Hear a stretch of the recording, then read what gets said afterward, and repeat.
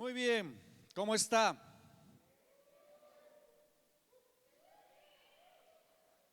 ¿Cómo está? ¿Cuántos se despertaron ahorita? ¿Cuántos dormidos hay aquí? Por ahí salieron, dijeron amén. Muy bien. Es que a veces necesita uno así como que despabilarse tantito.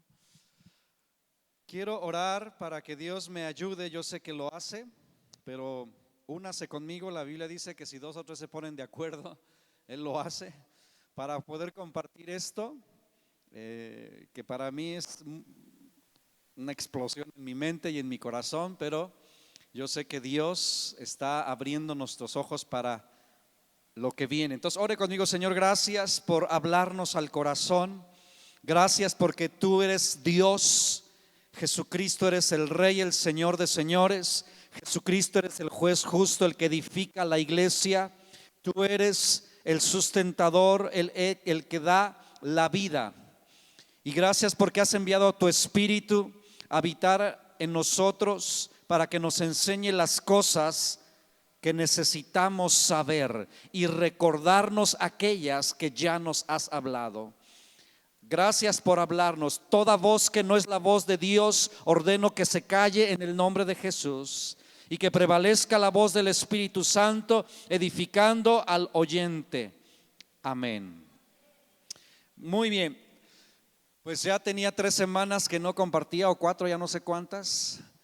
La primera vez fue porque fui a Zacapu, a una iglesia que está pidiendo cobertura de vida eterna. Entonces fui, y luego después vino, ¿quién vino? Yuriko, es cierto, la japonesa mexicana. Y hace 8 días el pastor Isaac. Entonces, bueno, hoy voy a compartir la tercera parte de Jesús como el esposo. Yo ya dije, pues ya pasó mucho tiempo, ya se olvidó del asunto, pero el Espíritu de Dios no me dejó. Entonces yo quiero ser obediente. Así que si usted no ha tomado, no ha escuchado la primera y la segunda parte, están ahí en el YouTube. Usted métase ahí a la página de Vida Eterna para que entienda pues todo, porque no puedo repetir todas, si no, no avanzo.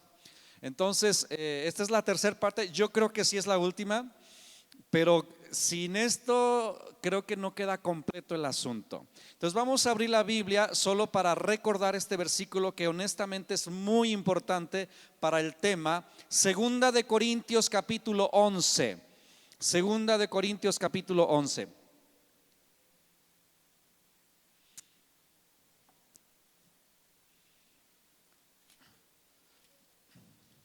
Vaya por favor conmigo y léalo su propia vista, sus propios ojos, y deje que el Espíritu Santo use su palabra para edificarle, porque la palabra de Dios nos edifica, ¿verdad que sí? Es tan importante estar en contacto constante con la Biblia porque somos edificados con ella. Ya está ahí, segunda de Corintios 11, versículo 2. Dice, porque yo los celo con celo de Dios, pues los he desposado con un solo esposo, para presentarles como una virgen pura a Cristo. Aquí el apóstol Pablo le está hablando a la iglesia de Corintios y le está diciendo, yo tengo celo por ustedes. En algún otro lugar el apóstol Pablo dice que sufre dolores de parto. ¿Ha leído eso usted? Nadie lo ha leído. Incluso dice, vuelvo a sufrir dolores de parto por ustedes. Entonces ahorita voy a explicar todo esto. Bueno, voy a intentarlo porque siento que es muy profundo, pero Dios nos ayuda. Ahora, en todo este tiempo que he hablado de Jesús como el esposo, comencé diciendo que tenemos que tratar de ver el tema desde el pensamiento oriental, o sea, desde el pensamiento judío, porque si vemos el tema desde el pensamiento actual y occidental, vamos a terminar bien sacados de onda y muy confundidos, y no vamos a cachar todo el peso, toda la gloria que tiene esta verdad. Cuando Jesús se declara o la Biblia habla de que Jesús es el esposo, tiene más gloria de lo que la mayoría de los cristianos entendemos. Lo hemos reducido a, ay, la novia y el novio. No, es profundísimo. Y tenemos que quitarnos la idea de que es un asunto de género, de hombre y mujer, de que, ay, bueno, los hombres no queremos ser esposa porque somos machos. Tenemos que quitarnos la idea del famoso romanticismo, porque eso solo estorba. Y no es porque Dios no ame, pero el amor de Dios es mucho más que un chiqueo. Ahora, el chiqueo es bueno, pero es muchísimo más que eso. Porque imagínense, yo sé que hay algunos que les gusta más el chiqueo, pero a los que luego no les gusta tanto, decir, yo no quiero eso. Y no van a sentir ningún interés, ninguna motivación, ninguna inspiración para actuar como la esposa de Cristo. Porque piensan que les va a dar una florecita a un macho peludo. Pues dices, a mí no me interesa eso. Entonces, que el Espíritu de Dios me ayude.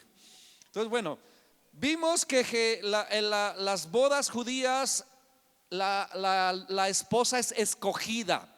Ya vimos que somos escogidos. Vimos el papel importantísimo del amigo del esposo, que está descrito en el Evangelio de San Juan capítulo 3.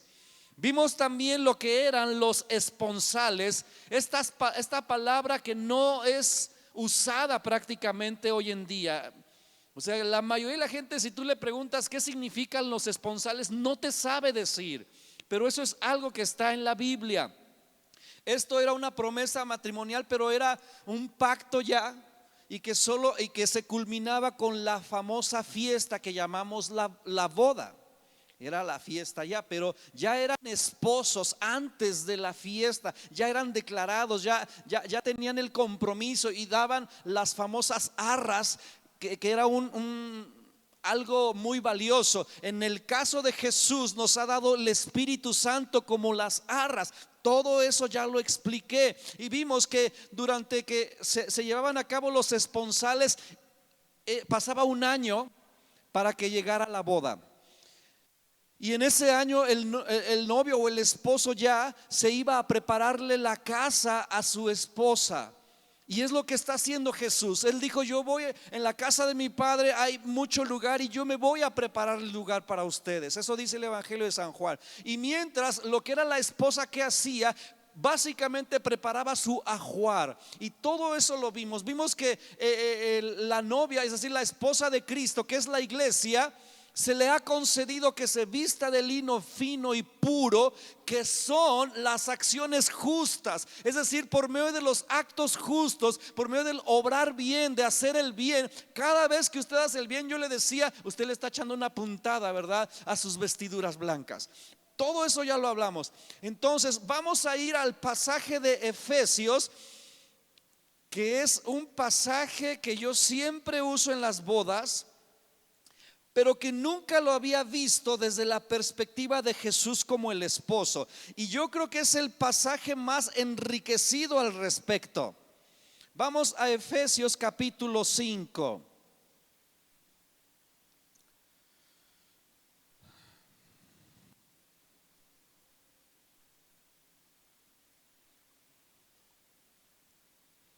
¿Ya llegó?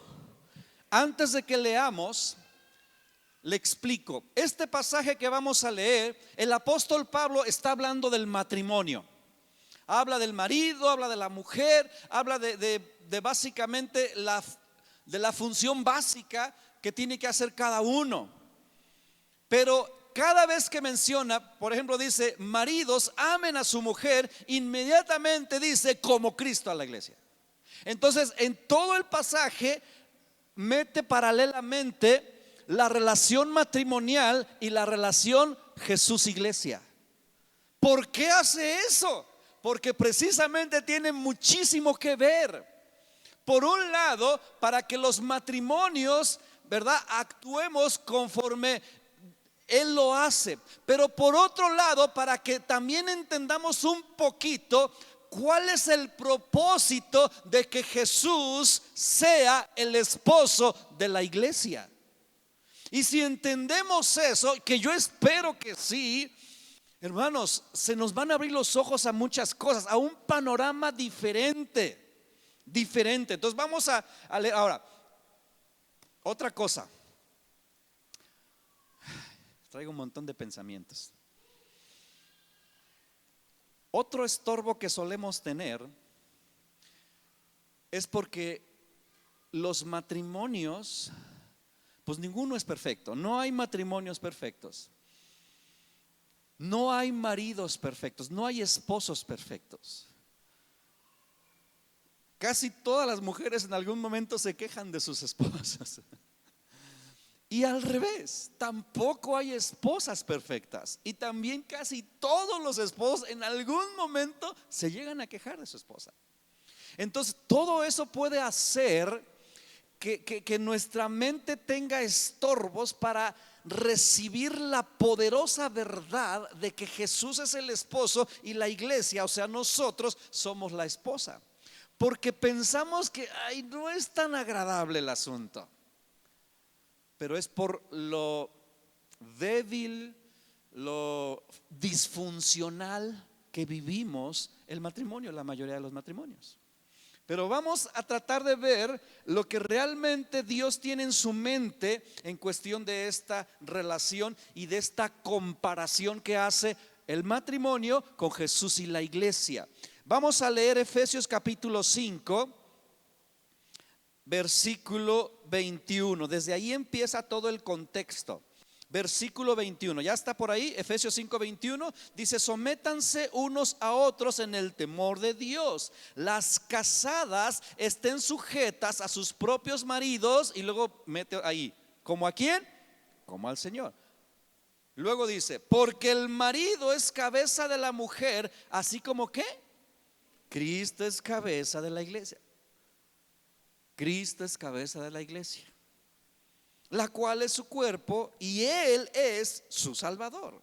Así que como la iglesia está sujeta a Cristo, así también las casadas lo están a sus maridos en todo.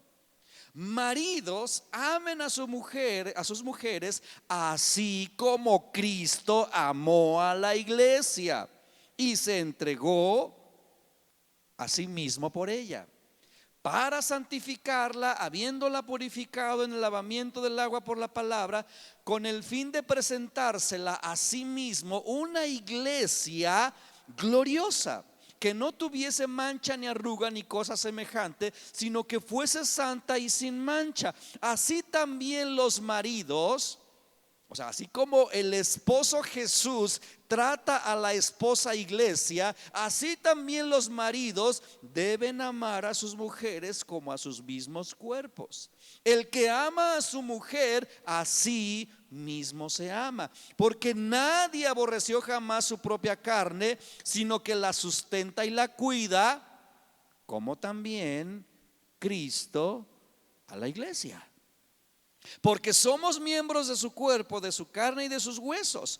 Por esto dejará el hombre a su padre y a su madre y se unirá a su mujer, y los dos serán una sola carne.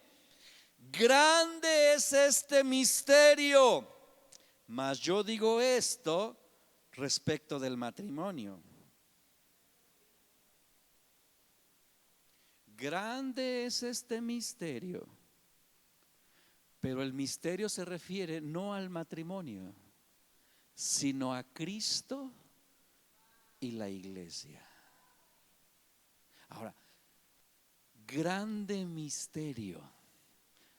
En la mañana, porque tengo toda la semana meditando en esto, cuando orábamos con mi esposa, yo cuando escuchaba la palabra misterio lo relacionaba con algo negativo, porque la palabra misterio así como que no sé cuántos igual que yo, o sea, de misterio te va a salir la bruja o el chupacabras o algo así. Entonces la palabra misterio eso me ocasionaba, pero aquí dice: grande es este misterio. No hablando de algo de miedo, sino de algo tan profundo, tan hermoso, pero encubierto, no tan expuesto para todo mundo, pero no imposible. Y yo siento que Dios como que me está abriendo un cachito para que yo entienda y se la voy a pasar al costo. Ese misterio. Entonces, Jesús como el esposo, lo primero que entendemos de acuerdo a lo que acabamos de leer es que Él es la cabeza. Ahora, lo hemos dicho, lo hemos predicado, quizás hasta lo enseñamos. No, es que Jesús es la cabeza. Pero, ¿qué realmente significa que Él como esposo sea la cabeza o es la cabeza? La verdad es que no nos cae totalmente el 20 de esta verdad, pero en el nombre de Jesús ordeno que se recorra el velo y que toda resistencia a esto se remueva en el nombre de Jesús. Porque mira, si Él es la cabeza, ¿quién es Él? Otra vez nos preguntamos. ¿Te puedo usar de ejemplo? O sea, si Él es la cabeza de su hogar, bueno, pues Él es Marco, ¿eh? Solo Citlali y sus hijos saben realmente quién es Marco. Aquí lo vemos bien buena onda, ¿no?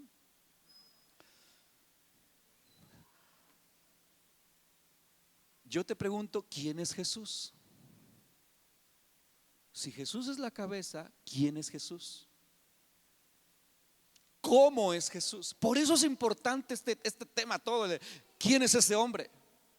Porque decimos Él es la cabeza, sí, pero ¿quién es? ¿Cómo es? ¿Qué tipo de liderazgo? Entendemos que cabeza significa Él es el líder, Él es el que va por delante, Él es el que manda. Si tú lo quieres ver así está bien, porque eso lo incluye, pero no lo es todo. Pero ¿quién es Jesús? Jesús es la cabeza de la iglesia y Él es el líder por excelencia. La palabra líder también es algo que nos causa conflicto porque desgraciadamente los líderes humanos fallamos muchísimo. Y los líderes humanos desilusionamos muchísimo, al punto que hoy en día casi nadie puede confiar en su líder.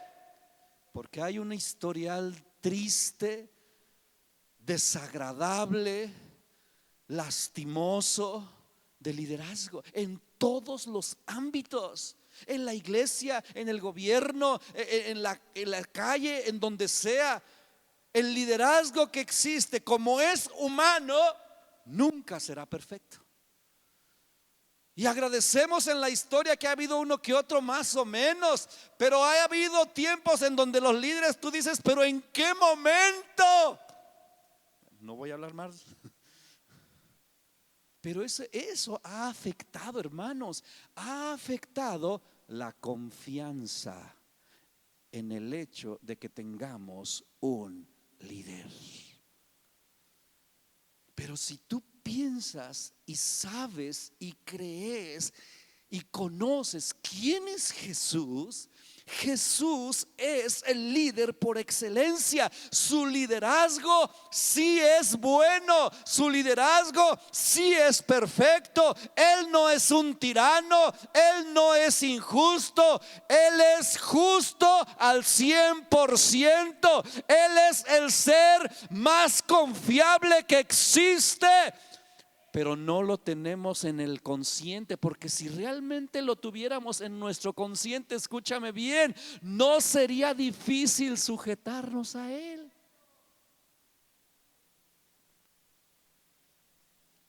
¿Por qué nos cuesta tanto trabajo sujetarnos a Él?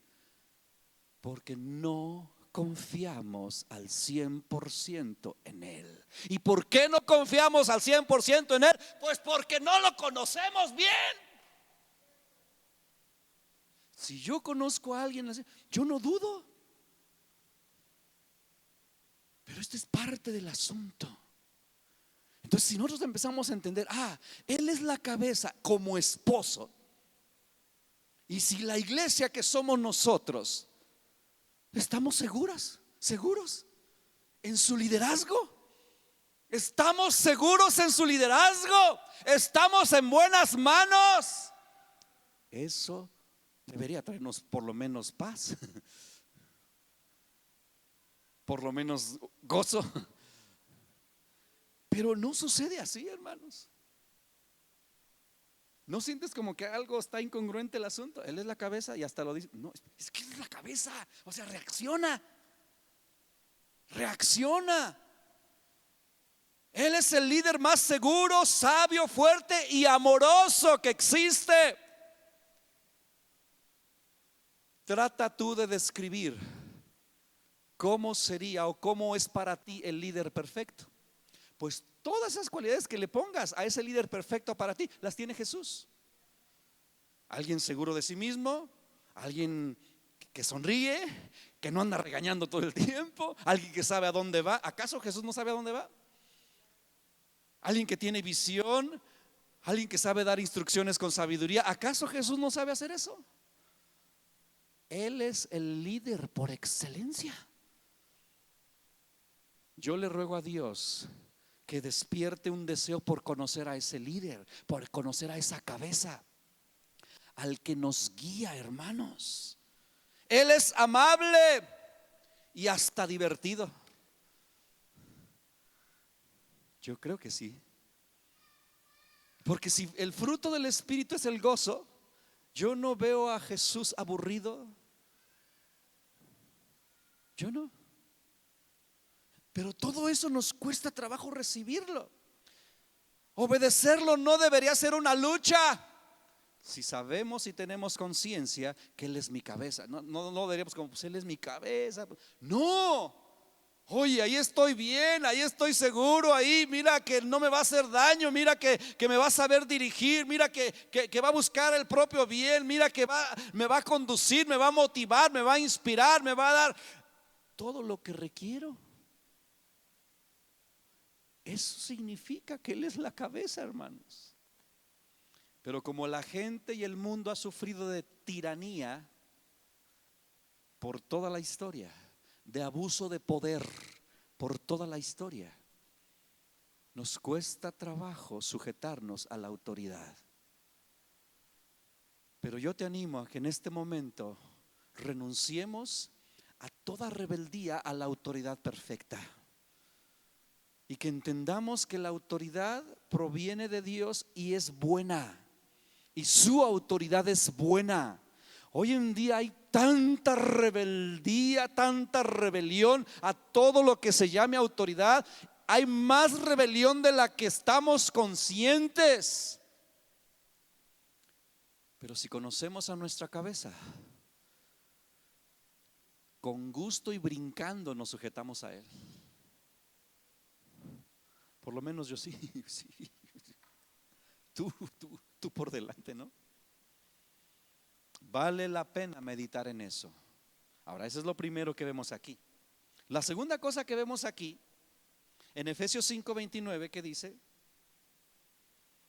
porque nadie aborreció jamás a su propia carne, sino que la sustenta y la cuida. ¿Cómo qué?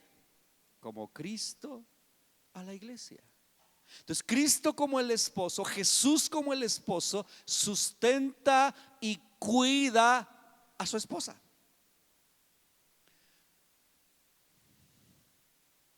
Yo ahí dije, Señor, es meditar en cuidar, simplemente la palabra cuidar.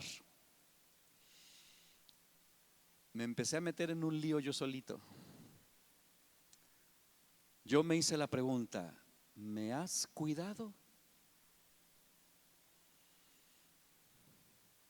¿Por qué no te haces esa pregunta? ¿Te ha cuidado?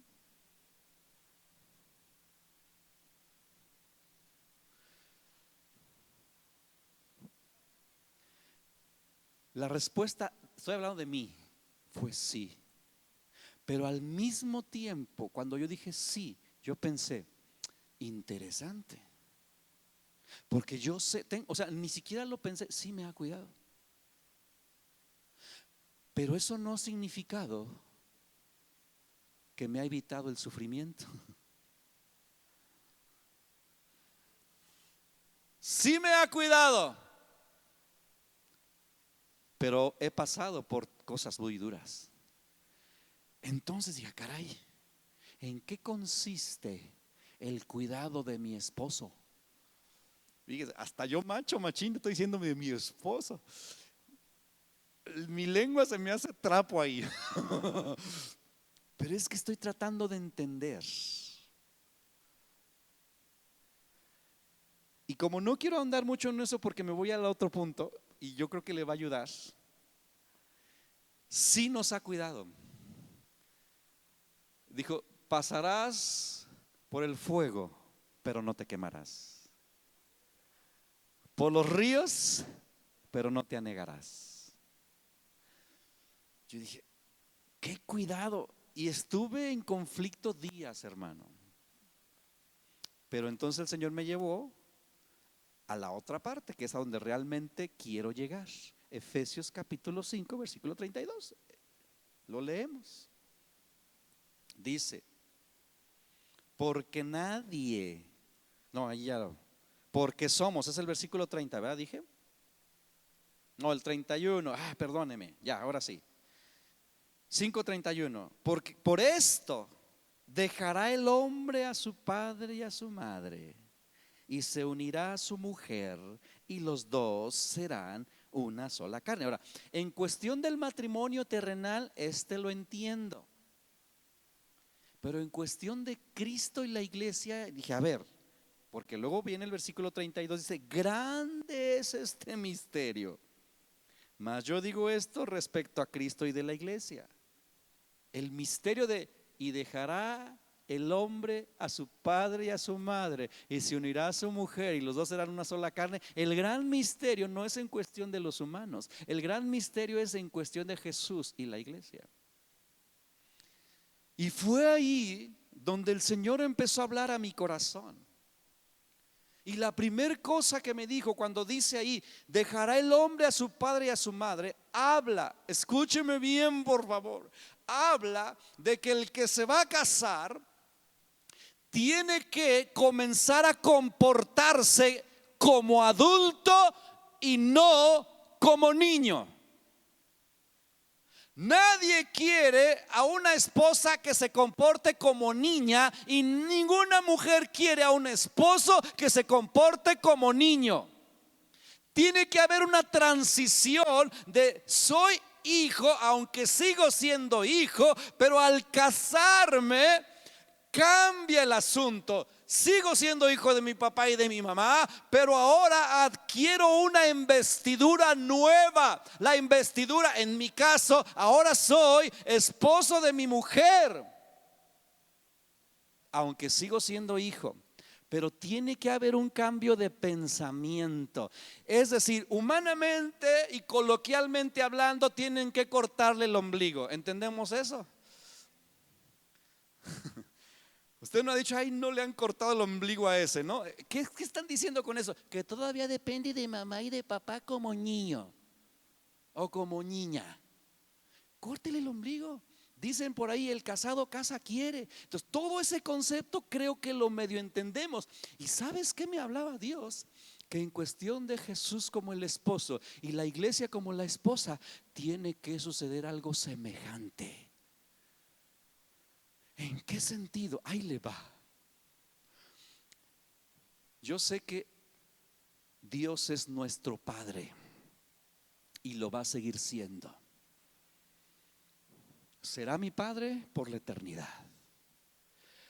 Pero creo yo, por lo que estoy leyendo, que tengo que dejar de verme como el niñito de papá Dios.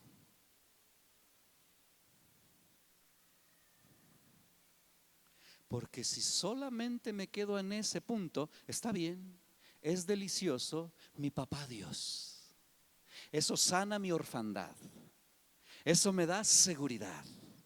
Eso me da, confianza. Pero si quiero funcionar como la esposa del Cordero, yo tengo que dejar de verme solamente como el hijo de papá. ¿Me está agarrando la onda o no?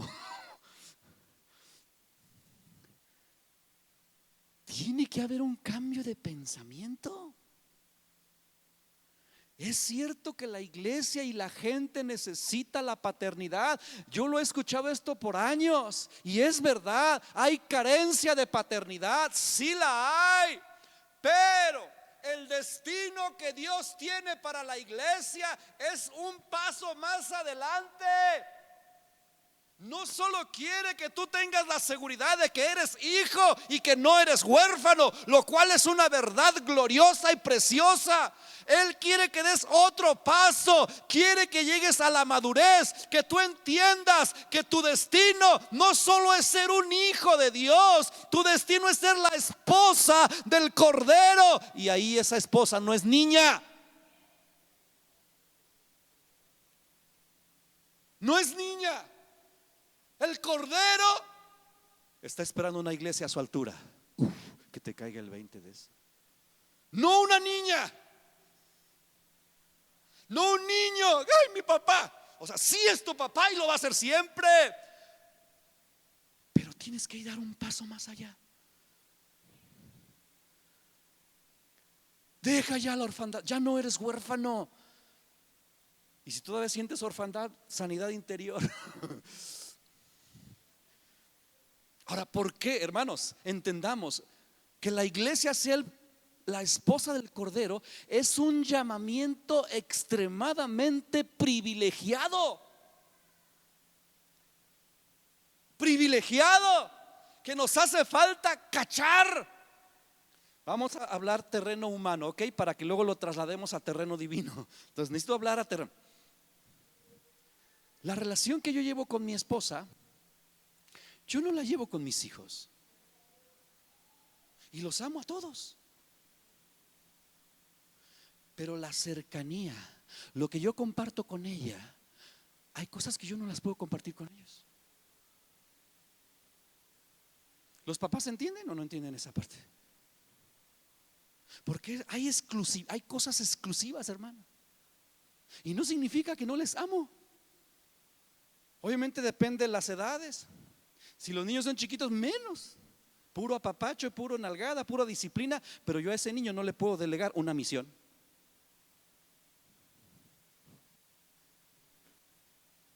Al niño lo instruyo. Al niño le digo, duérmete. Al adulto no le tengo que andar mandando a dormir. Con el niño tengo que cuidar qué hace, que se porte bien, que no se porte bien, que salude correctamente, que se siente bien. Con el adulto confío. Me agarra la onda. Y la misión que Dios tiene para la iglesia no es de niños. No es de niños. El Señor hará que su iglesia madure a tal punto que pueda compartir con ella verdaderamente su corazón.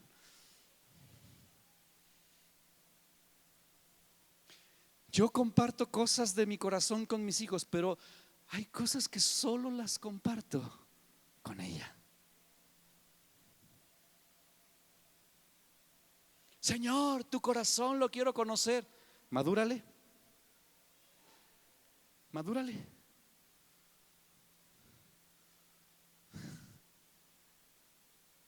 Ahora, no te preocupes. Él se está encargando de madurarnos. Porque Él es el que edifica su iglesia. Y por eso este tema que yo nunca había escuchado y nunca había estudiado, cuando se me empiezan a abrir los ojos dije, no, es que espérate. Yo me hice la pregunta, ¿yo para qué me quería casar? Yo ya me sentía en la edad, tenía 30 años. Digo, ya se me habían pasado los trenes, hermano.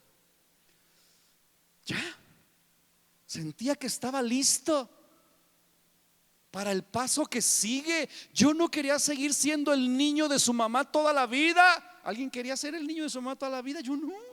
Llega un tiempo, hermanos, naturalmente hablando, la misma naturaleza, la misma vida nos lleva a desear ya no ser el niñito chiquito. De hecho, por eso a los jovencitos les da coraje que los traten como niños aunque sí se comportan como tal.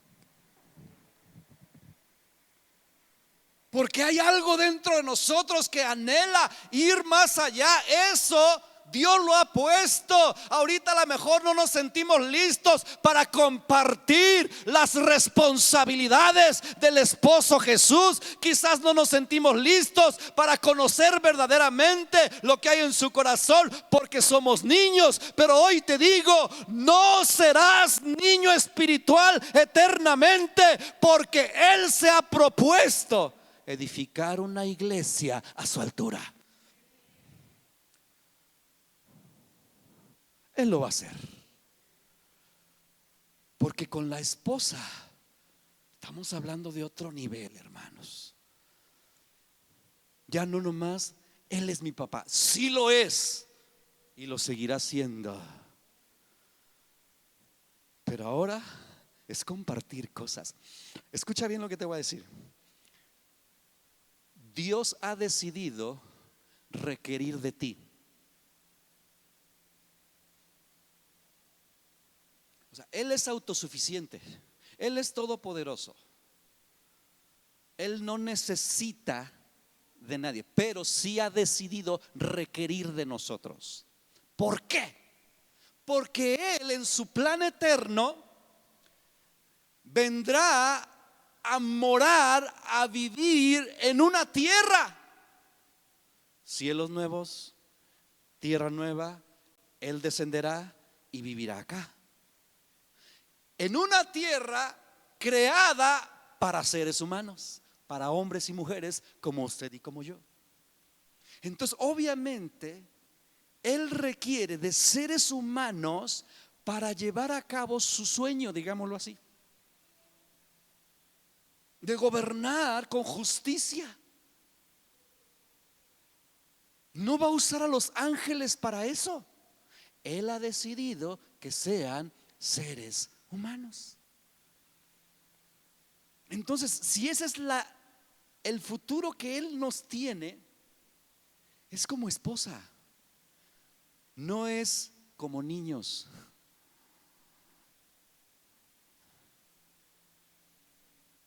Hermanos, si ya pensamos desde ese punto de vista, hace 8 días se nos hablaba de fruto, ¿cierto?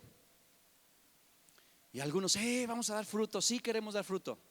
Vamos a ponerlo a plano otra vez humano para luego trasladarlo al plano divino. Cuando yo me caso con ella, obviamente yo quería fruto. Yo quería fruto. Yo quería hijos. Y ella también. Pero escúchame bien, escúchame bien. Yo hago una parte y ella hace la otra. Hasta ahí. En el momento en que ella concibe nuestro primer hijo, todos felices, todos contentos, pero ¿quién cargaba a ese bebé en el vientre? Era ella. Y yo a su lado, sosteniendo, proveyendo, animando, chiqueando y todo lo que se ocupa. Llegó el día de dar a luz. Y el día de dar a luz ya lo he contado. Ella dijo, no estoy lista. Es que no es que estés lista, es que ya viene. Yo como esposo no podía prácticamente hacer nada. Todo el trabajo de parto, ¿a quién le tocaba? A ella.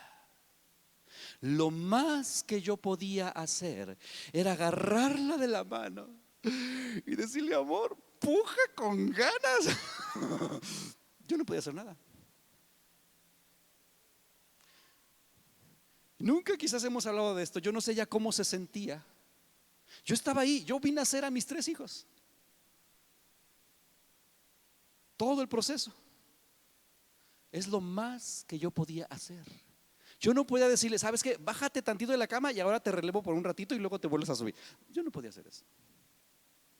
Ella tenía que sufrir los dolores de parto. Trabajo en equipo. ¿A dónde me lleva todo esto? El Señor quiere fruto. Pero ¿quién crees que lo va a parir? ¿Se da cuenta que solo las mujeres levantaron la mano?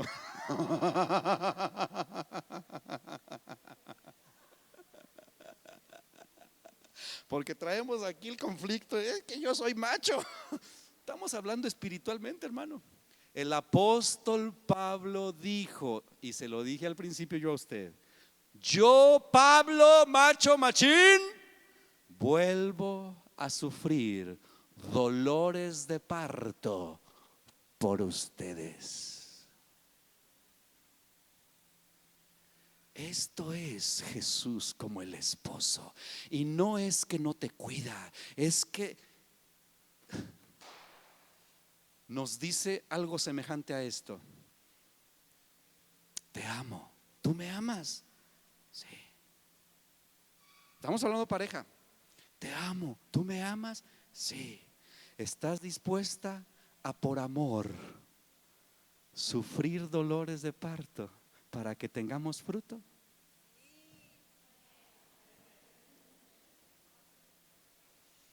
Es la misma pregunta, hermanos. Jesús nos pregunta: ¿me amas? Sí. Iglesia, ¿estás dispuesta a sufrir dolores de parto para que los dos tengamos fruto?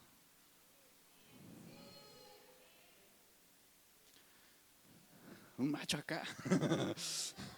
Ahí hay otro macho. Esta es la comparación, hermanos. Esta es la comparación. Esto no tiene que ver con género. Esto no tiene que ver con hombre y mujer. Esto tiene que ver con amor. Amo a mi Salvador. Amo a mi Señor. Amo a mi esposo. Y yo quiero cumplir el propósito de Él juntos, como esposos al lado. No como un niño, sino como esposos. Y Él delega funciones. Te dice: hay que sufrir dolores de parto para ver fruto que los dos anhelamos.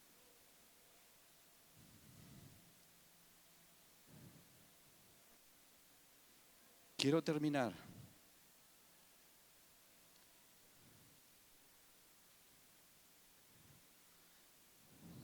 ¿Sabes? Hay algo que nos va a ayudar muchísimo. Muchísimo. Y es aprender a ver el futuro. Te lo voy a explicar. Aprender a ver el futuro.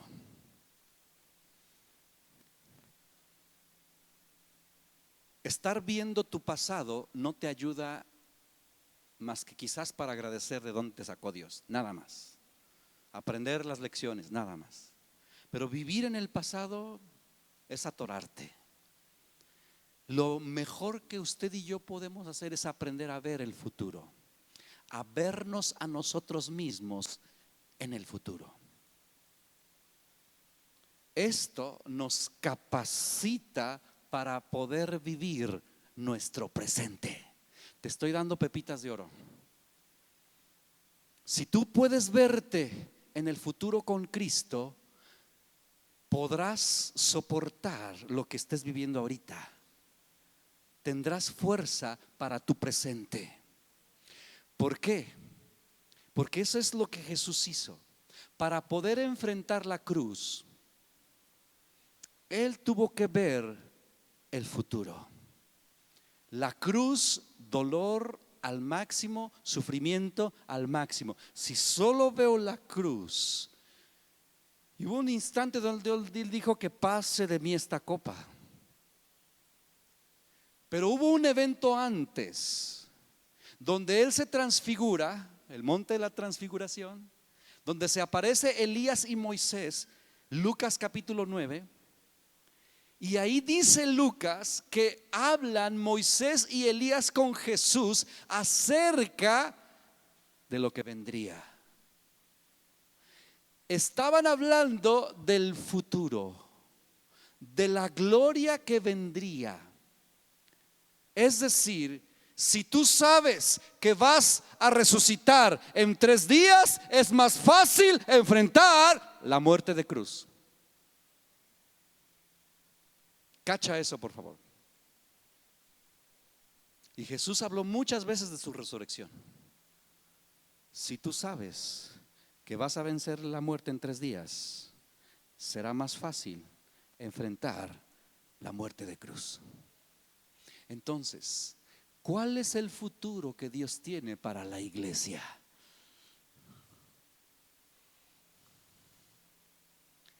Las bodas del Cordero. Pero es que las bodas, te imaginas otra vez, es que no pestaña, pues es que no tiene que ver con esa. Tiene que ver con una unión gloriosa de humanos como tú y como yo, purificados, glorificados, santificados por el mismo Cordero de Dios, para vivir con Él a su altura por la eternidad.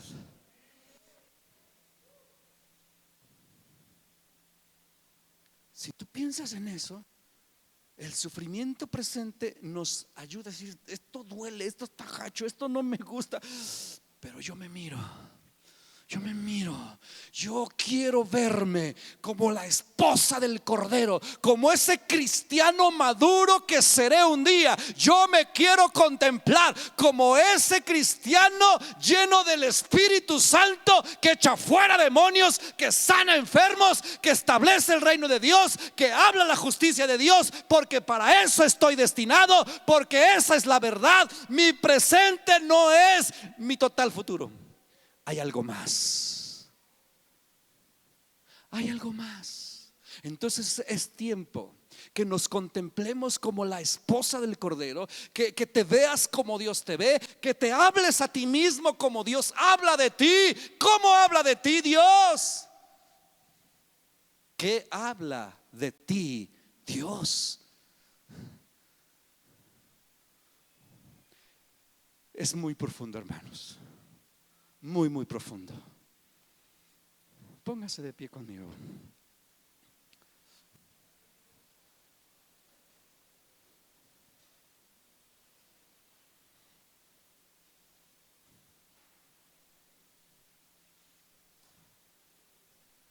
Voy a pedir a los músicos que me ayuden.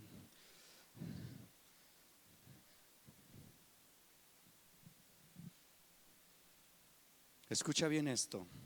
Hoy te animo a que vivas tu presente contemplando tu futuro. Eso, hermanos, es una herramienta poderosísima. Vivir tu presente contemplando tu futuro. ¿Alguien aquí desea verse así? ¿Alguien aquí quiere entrar en ese destino? ¿Alguien aquí quiere ser esa persona?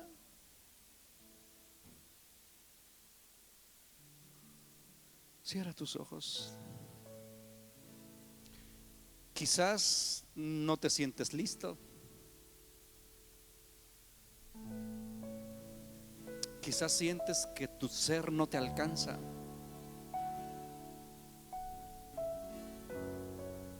Quizás sientes que no lo logras o que no vas a poder. Pero déjame decirte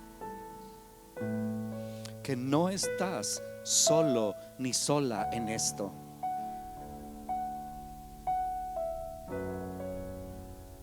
Jesucristo, tu Señor, está contigo, tan comprometido.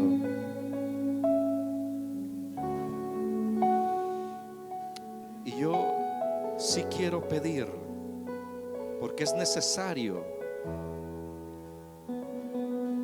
que no solamente pensemos las cosas, es necesario que actuemos.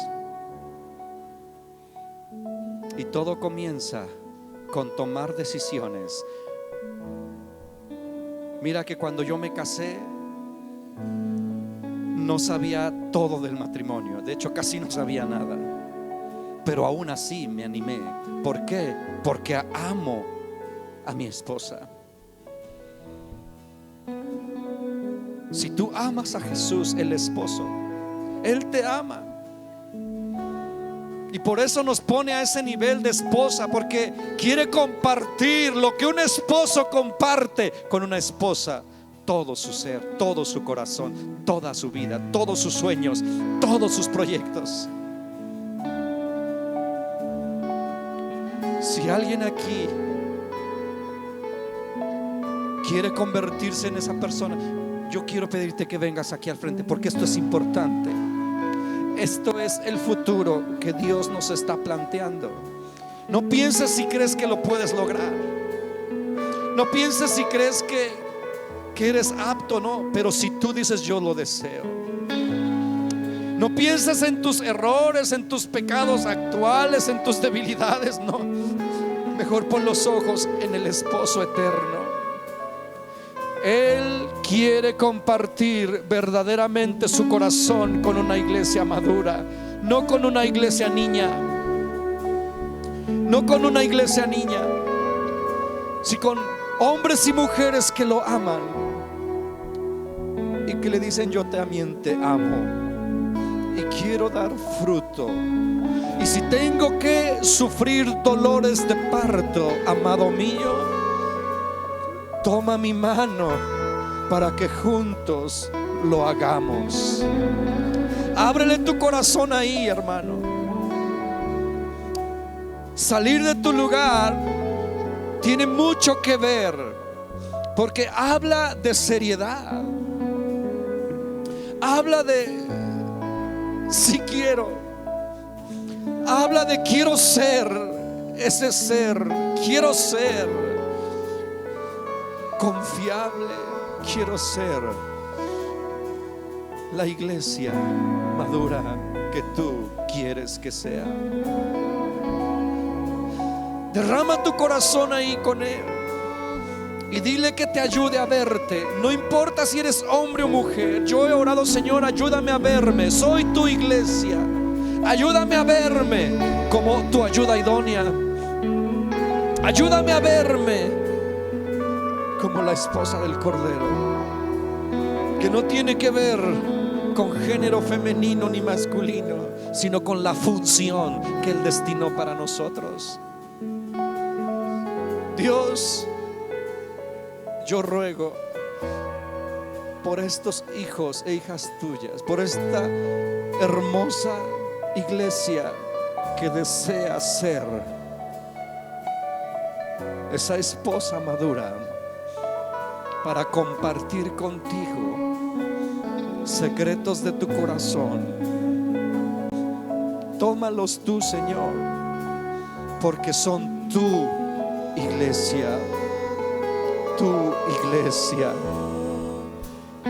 tu iglesia, tu iglesia. Es tuya, Señor, es tuya. La obra que has comenzado, tú la perfeccionarás, tú lo harás. No depende tanto de sus habilidades, sino de su amor por ti, su amor por ti, su amor. El amor mutuo que se tienen. Tú le amas y Él te ama. Tú le amas y Él te ama. Él te ama, Él te ama. Son tuyos. Tú les enamoraste. Ayúdales a mirar más a su esposo Jesús y a funcionar así. Haz tú la obra, Dios. Haz tú la obra en Él. Haz, Señor, conforme a tu plan, conforme a tu deseo. Tus ojos puestos sobre de Él, sobre de ella. Señor,